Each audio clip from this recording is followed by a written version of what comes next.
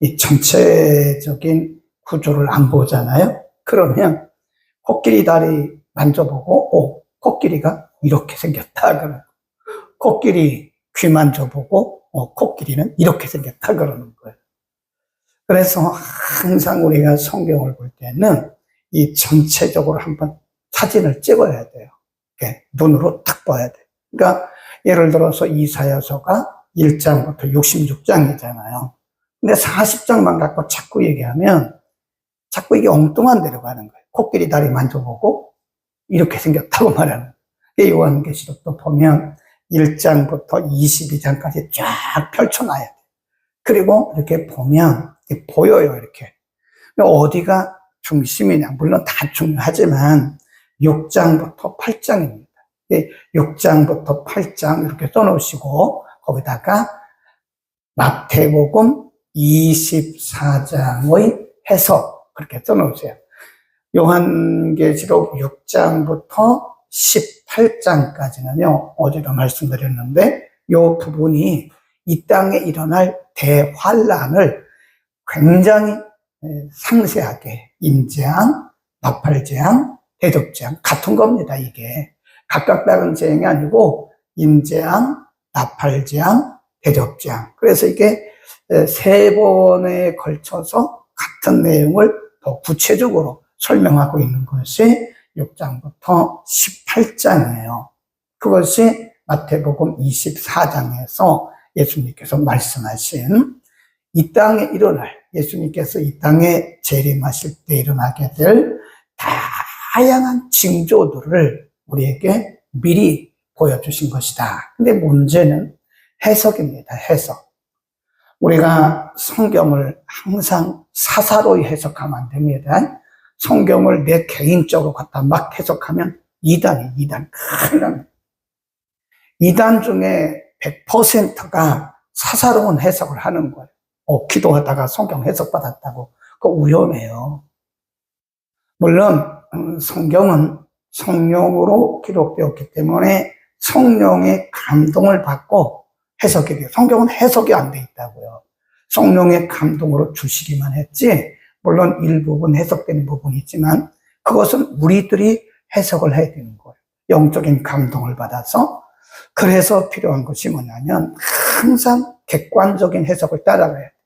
많은 사람들, 그 말이에요. 객관적 해석이란 말은 많은 사람들이 가는 그 길로 가야 됩니다. 네.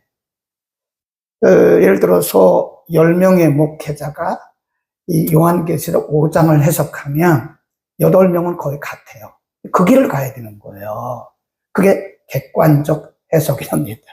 근데 자기는 그게 아니라고, 나는 이거 안 한다고. 저분들은 저렇게 하지만 저건 틀렸어. 그리고 자기는 이 길로 가요. 그럼 이게 틀린 거예요. 그래서 항상 이 성경은 배워야 됩니다. 안 배우고 해석하면 큰일 납니다. 신학적으로 해석해야 되면 객관적 해석. 첫 번째가 뭐예요? 객관적 해석. 많은 분들이 인정하고 해석하는 그 길로 가야 되고, 두 번째가 역사적 해석. 써놓으세요. 역사적 해석. 역사적인 해석이란 말은 전통적 해석이라는 뜻입니다. 이 전통적 해석. 그러니까 우리의 선조들은 어떻게 해석했는가. 그래서요, 우리가 한 사람의 설교자가 나오기까지는요, 수백 권의 설교집을 읽어야 됩니다. 네. 지금 저같이 이렇게 40년 된 사람들은 그래도 남의 거 읽긴 읽지만 그렇게 수백 권씩 읽진 않아요. 그러나 신학교 다닐 때는요, 남의 설교집을 수백 권 읽어야 돼요. 수천 권 읽어야 됩니다. 어떤 분들은 잘난 척 하느라고 나는 남의 설교집 안 읽는다고. 학생인데, 배우는 학생인데, 뭐라고 그랬어요? 첫 번째는 객관적 해석, 두 번째는 역사적, 전통적 해석, 세 번째는 써놓으세요. 신학적 해석이 필요합니다. 이 신학을 공부하지 않고 성경을 가르치면 큰일 납니다. 네. 어떤 교단에 보면요, 브라더 앤 시스터 그래가지고요, 신학도 아는 사람들이 와서 설교해요. 큰일 나요. 한두 번이야 이렇게 간증은 할 수 있지만 성경을 주석하는 것은 하면 안 돼요. 그런 신학을 공부해서도 교단에 따라 신학 사상에 따라서 다르거든 해석이요. 근데 요한계시록 같은 경우는 이 세 가지 범주를 벗어나면 큰일 나요. 큰일 나요. 그러니까 저도 요 새벽에 이 말씀을 가르치기 전에요. 이 사람 저 사람 거 다 보고 올라와요. 네. 그래도 제가 잘못될 수 있다니까요. 그런데, 자기는 영감 받았다고 엉터리예요, 엉터리. 여러분, 누가 다른 사람 것도 읽어보지도 않고, 다른 사람 설교도 안 읽어보고, 주석도 안 보고, 그러고 나서 자기가 영감 받았다고 굉장히 위험성 있는 사람이기 때문에, 거기 가서 귀 기울이고 드리면 안 됩니다. 어제 우리는, 그러니까 다시 한번 정리하면, 6장부터 18장까지가 뭐예요? 마태복음 24장의 해석입니다. 앞으로 일어나게 될 대환란에 대해서 다르게 말하면 예수님의 재림의 징조들을 말씀했는데 4장과 5장 그리고 20, 21, 22 이것은 천국의 모습이라고 했어요. 대환란이 일어나기 전에 이것을 미리 보여주심으로써 하나님 나라에 대한 소망을 가지라. 4장에서 뭘 봤어요? 어제? 하나님의 보좌. 하나님의 보좌를 봤어요. 24 장로들이 있고 천사들이 둘려져 있고 그리고 무지개가 있고 앞에 생명강이 흐르고 너무 화려하고 하나님의 보좌가 너무 화려하고 영적이기 때문에 어떻게 해결할 길이 없어요. 사도 요한이. 그러니까 이 땅에 있는 녹보석, 홍보석, 남보석 이런 것들로 총용한 거지 하나님 나라가 보석은 아닙니다. 어떤 분들은 진짜로 또 와가지고 자기 하나님 나라가 천국 갔는데 막 보석으로 꾸몄다고. 그거 아니고 너무너무 화려하고 너무너무 용화롭기 때문에 사람들이 형용할 수 있는 최고의 것으로 묘사를 한 거지 하나님 나라가 보석은 아니에요. 보석 같다 그랬단 말이에요. 오늘은 어제는 보좌에 앉으신 하나님을 봤고요. 오늘은 보좌에 앉으신 하나님의 손에 뭐가 들려 있어요. 한번 보세요. 1절. 내가 보매 보좌에 앉으신 이의 오른손에 책이 있으니 안팎으로 썼고 7 인으로 봉하였더라 그랬습니다. 여기 보면 그 보좌에 앉으신 그 하나님의 손에 어디 손에? 오른손. 거기다 줄거 놓으세요. 오른손은 통치를 의미합니다. 온 세상을 통치하시는 그 하나님의 오른손, 능력의 손. 그 하나님의 무슨 손이 있나요? 의인화한 거죠. 오른손에 뭐가 들려 있어요? 네. 책이 있는데 이거 두루마리입니다. 두루마리. 두루마리 책이 안팎으로 썼다. 앞으로 이 땅에 일어나게 될 다양한 내용들이 그 두루마리 책의 안팎으로 있고 7개의 인, 도장이죠. 도장 탁탁탁탁탁 썼어요. 근데 그 당시는 이 로마가 세계를 다스리는 통치하던 시대이기 때문에 보통 사람의 말에는 그 인을 안 쳐요. 그러니까 로마 황제 아니면 헤롯같이 분봉왕 이런 중요한 국가의 기물을 이렇게 둘 때는요 아무도 그걸 떼지 못하도록 이렇게 한 다음에 여기다가 탁탁탁탁 인을 쳐요. 인, 봉함했다. 이 도장을 그 어인이기 때문에 왕의 도장에 찍힌 거기 때문에 이것 때문에 감옥 가요. 사형당합니다. 아무나 뗄 수 없어요. 근처도 못 갑니다. 이게 중요한 거는요 아무나 손을 못 대. 그때 뗐다가는 사형당한다니까요. 근데 보니까 이 두루마리 책이 있고 7개의 인이 탁탁탁 쳐져 있는. 그러니까 사도 요한이 그걸 보고 막 우는 거예요. 인이 7개나 쳐져 있으니까 이것을 누가 떼지? 그러니까 사도 요한이 그걸 보고 막 울어요. 거기 보세요. 2절 또 봄에 힘있는 천사가 큰 음성으로 외치기를 누가 책을 펴며 그 인을 떼게 합당하냐 하니 하늘 위에나 또 하늘 위에나 땅 위에나 땅 아래에 능히 이 책을 펴거나 보거나 할 리가 없다. 이 책을 펴거나 보거나 할 리가 하기에 합당한 자가 보이지 않기로 내가 어떻게 했대요? 크게 통곡을 하며 우는. 보기는 봤는데 환상 가운데 그런 아주 안팎으로 쓰여져 있는 두루마리 책을 보고 인이 쳐져 있는 책을 봤는데 이걸 뗄 사람이 없지. 이거를 읽어줄 사람도 없지. 이거를 해석해 줄 사람도 없지. 인을 뗄 사람도 없지. 그러니까 사도 요한이 막 우는 통곡을 하는 거예요. 하나님이 보여주셨는데 내용은 안 보여주시고 해석도 안 해주시고 거기 딱 7개의 봉이 쳐져 있으니 하나님 이거 어떡합니까? 하고 막 울어요. 그때 천사가 나타납니다.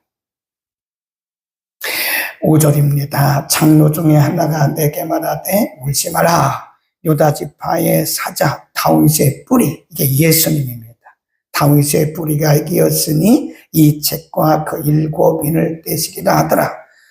내가 또 보니 보좌와 내 생물과 장로들 사이에 어린 양이 어린 양, 여기 예수님이에요. 어린 양이 섰는데 일찍 죽임을 당한 것 같더라. 7뿔과 7눈이 있으니 이 눈은 온 땅에 보내심을 입은 하나님의 7영이라. 그러니까 예수님께서 온 세상을 다 감찰하시고 지금 통치하고 계신다는 것입니다. 7절 시작. 어린 양이 나와서 보좌에 앉으시니에 오른손에서 책을 취하시니라.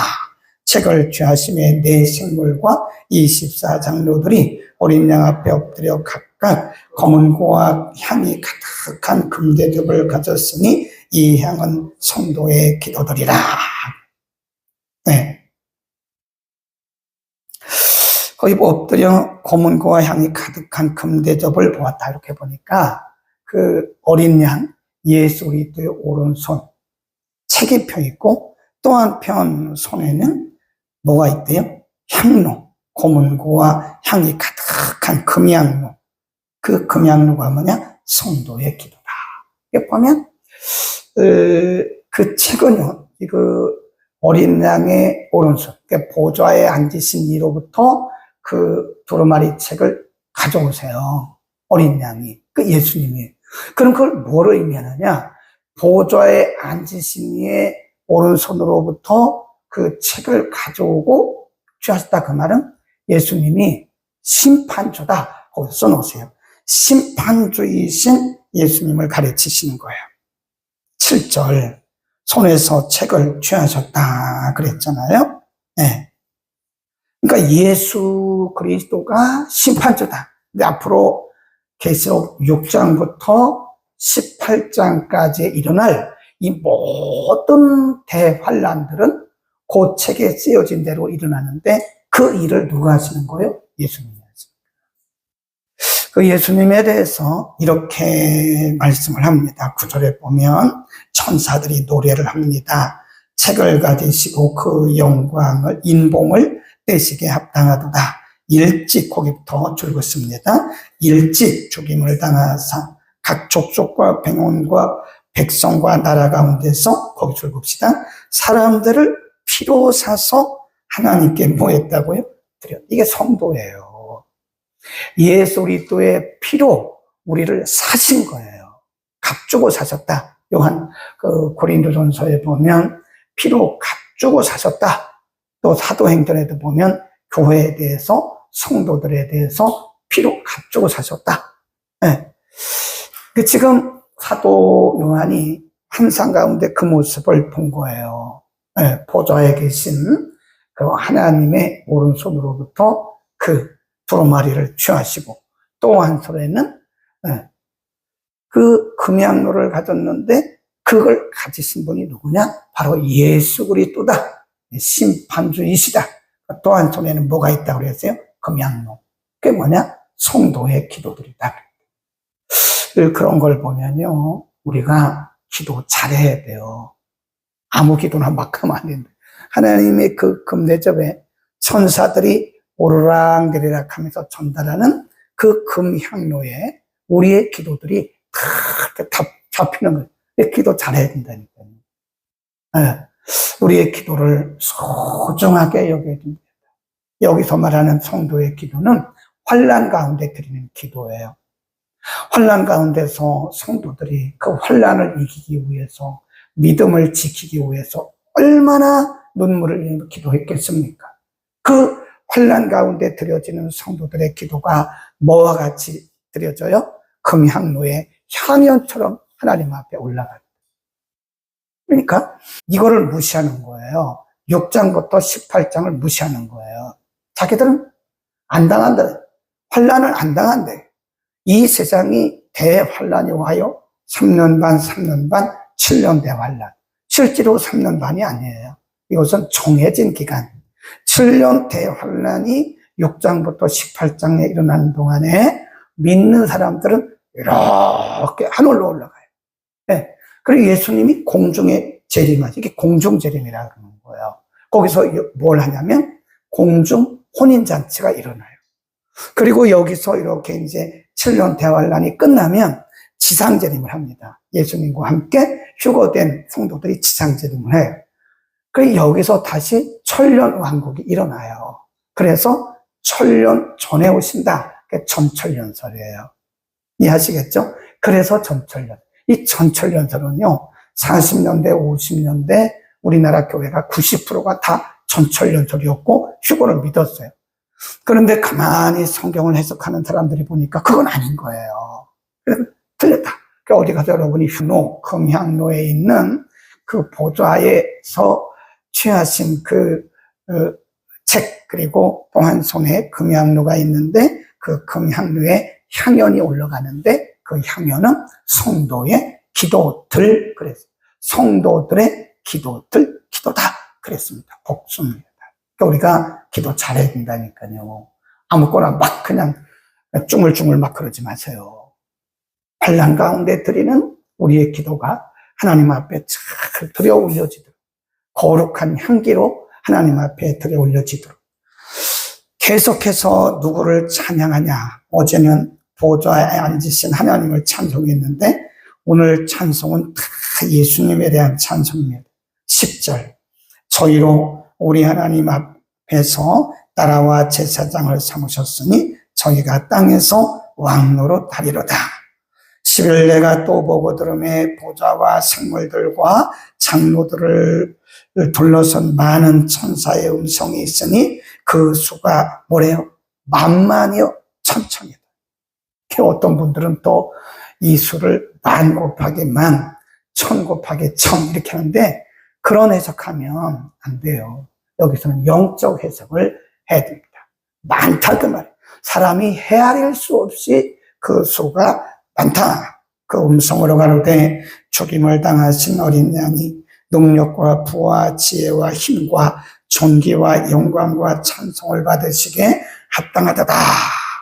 13절. 내가 또 들으니 하늘 위에와 땅 위에와 땅 아래와 바다 위에와 또 그 가운데 모든 만물이 가로되 보좌에 앉으신 이와 어린 양에게 찬송과 존귀와 영광과 능력을 어떻게 하래요? 세 세트로. 그래서 이 땅에서 모든 만물이에요. 모든 만물. 하나님이 창조하신 땅 아래 땅 위에 물 아래 물 위에 하늘에 있는 모든 만물, 하나님이 창조하신 모든 만물이 누구를 찬양하라고요? 보좌에 앉으신 하나님. 그리고 이 세상을 이제 심판하실 주 예수 그리스도를 찬송하라. 그 말. 자, 그러면 우리가 왜 이렇게 하나님께서 4장에서는 하나님의 보좌를 보여주셨고 또 오늘 5장에서는 그 심판을 행사하실 심판주이신 예수님을 왜 이렇게 우리에게 찬양하라고 보여주셨나. 근데 잘 보셔야 돼요. 이제 내일부터 우리가 이 땅에 일어날 여러 가지 재앙, 심판들에 대해서 공부할 건데 그 심판, 재앙, 이것이 말 그대로 대환난입니다. 어마어마한 전체 인구의 3분의 1이 막 죽어가요. 지금 그런 일들이 일어나고 있잖아요. 네, 기근으로, 지진으로, 전쟁으로.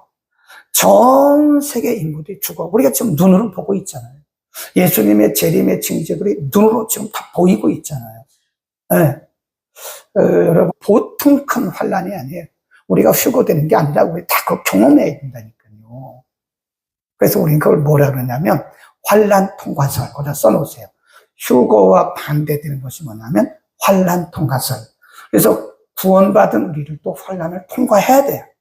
휴거되는 게 아니고 공중 들림받는 게 아니고 이 땅에 있는 모든 교회들이 그 환난을 다 통과해야 된다. 환난 통과. 네. 그 환난을 우리가 통과해야 되는데 어떻게 그 환난을 통과할 수 있느냐. 그래서 20, 21, 22에서 미리 천국을 보여주신 거예요. 걱정하지 마라. 일시적으로 우리가 환난을 당하지만 이 땅에서 우리가 일시적으로 환난을 당하지만 우리에게는 영원한 나라가 있다 이거예요.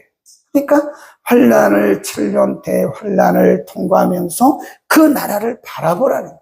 그래서 요한계시록 20, 21, 22장에서 천국을 미리 보여주신 거예요. 또 우리가 그 환난을 이제 통과해야 되잖아요. 이제 준비되고 있잖아요.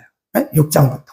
그 환난을 통과해야 되기 때문에 4장과 5장에서 뭘 보여주신 거예요? 하나님의 그 나라, 하나님의 보좌, 그리고 예수 그리스도, 교회를 붙들고 계시는 그 예수 그리스도를 우리가 미리 보여주신 거예요. 네. 아멘. 그러니까 두려워하지 마세요. 절대 두려워하지 마. 그리고 속지 마세요. 우리는 이 땅에서 환난 안 당하고 휴거되니까 걱정하지 말라고. 그런 말은 해도 되고 해도 안 되고 믿어도 안 돼요. 우리는 다 이 땅의 모든 교회들은 이 환난을 통과합니다. 우리 시대에 지금 당하고 있고 그 다음 시대에 더 강한 환난들이 교회에 엄청난 핍박이 와요. 그래서 우리가 6장, 7장에 가보면 그때 순교자들이 막 나옵니다. 순교자들. 그 환난 가운데 믿음을 지키기 위해서 목숨 걸고 순교하는 그 순교자들이 나오는데 그때 뭐라고 음성이 들리냐면 사도 요한에게 울지 마라. 그 순교자들에게 뭐라고 말씀해요? 조금만 기다려라. 너의 동무. 그래요. 또 다른 순교자가 있다는 거예요.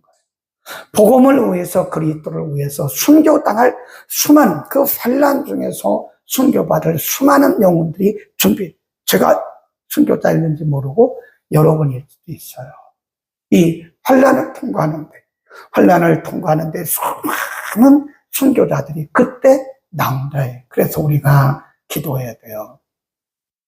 어쩌면 우리에게 순교의 기회가 오는지도 모릅니다. 이거는 아무것도 아니에요.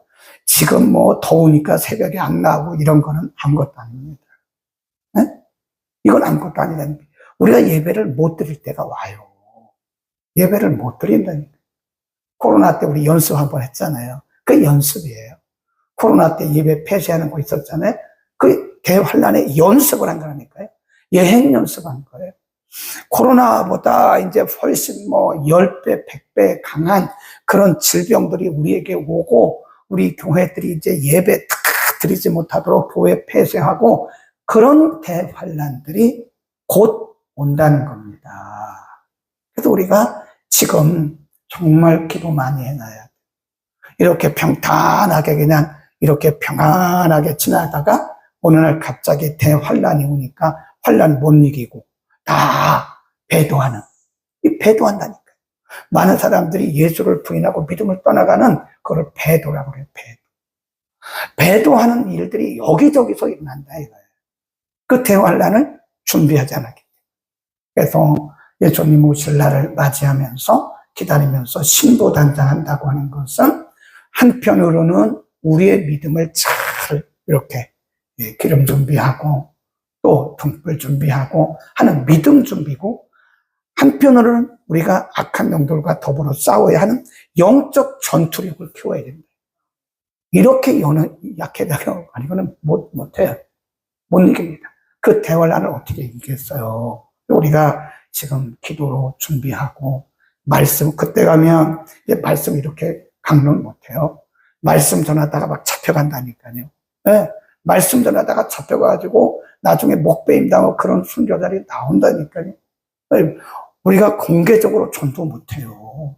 그때가 오기 전에 우리가 지금 전도하고 지금 말씀 읽어야 되고 한 장이라도 말씀 읽어서 말씀 암송해 놓고 기도하고 지금 뜨거운 기도로 우리의 영성을 우리가 준비해 나오지 않으면 그날에 다 배도하죠. 배도. 가능성이 커요. 네, 그날에 우리가 예수를 부인하고 배도하는 그런 배도자들이 수없이 나올 수 있대요. 준비합시다. 그래서 4장, 5장을 보여주신 것이고 20, 21, 22장을 그래서 그때를 대비해서 우리는 소망 가운데 준비합시다. 기도합니다. 걸어가신 우리 아버지, 은혜 주셔서 감사합니다. 오늘도 이 땅에 임할 이미 예수님께서 마태복음 24장에서 예언하시고 말씀하신 환난들이 지구촌 곳곳에서 일어나고 있고 앞으로 이보다 더 강한 무서운 대단한 환난들이 이 지구촌의 곳곳에서 일어날 것을 하나님 이미 하나님의 시간도 다 준비해 놓으시고 하나하나 지금 예언들이 이루어지고 있습니다. 우리에게 요한계시록 4장과 5장을 보여주신 것은 이 일을 진행하시는 이가 바로 통치자이신 하나님이시고 이 심판을 진행하시는 이가 어린 양 예수, 우리의 구원자 예수 그리스도인 것을 보여주시며 20장, 21장, 22장에서 하나님의 나라를 미리 보여주신 것은 앞으로 우리에게 임할 대환난 가운데서도 우리가 믿음 잃지 않고 배도하지 않고 믿음을 끝까지 지키라고 하시는 하나님의 말씀인 것을 분명히 믿습니다.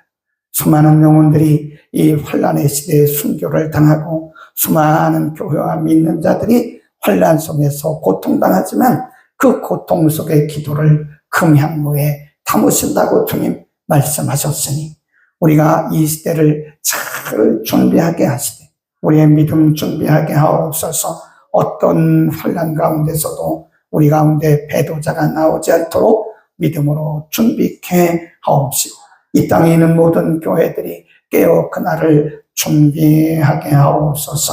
연약한 우리의 믿음을 강한 믿음으로 바꾸어 주옵소서. 예수 그리스도의 이름으로 기도드립니다.